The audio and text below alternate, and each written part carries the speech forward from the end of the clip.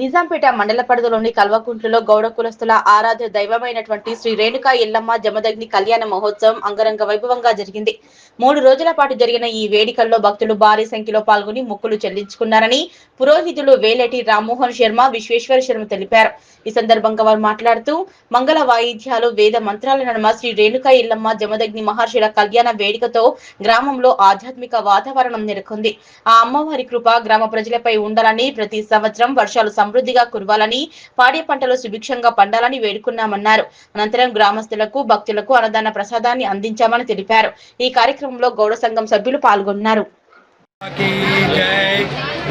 మెదక్ జిల్లా నిజాంపేట మండలంలోని కల్వకుంట గ్రామంలో గౌడ సంఘం ఆధ్వర్యంలో రేణుకా ఎల్లమ్మ తల్లి యొక్క 7వ సప్తమ వార్షికోత్సవంలో మండలంలోని వివిధ దూర ప్రాంతాల నుంచి అందరూ కూడా ఈ యొక్క అమ్మవారి సన్నిధికి చేరుకున్నారు.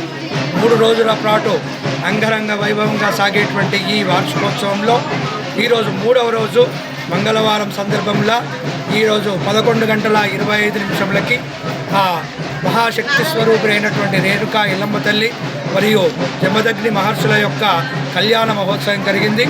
ఇందులో వివిధ గ్రామాల నుంచి వచ్చినటువంటి బంధుమిత్రులు అందరూ కూడా పాల్గొన్నారు.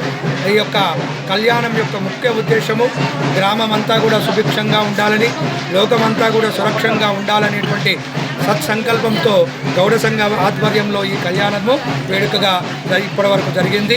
ఈ తర్వాత అన్నదాన కార్యక్రమము మరియు జాతర, మిగతా కార్యక్రమాలు కూడా ఉన్నాయి.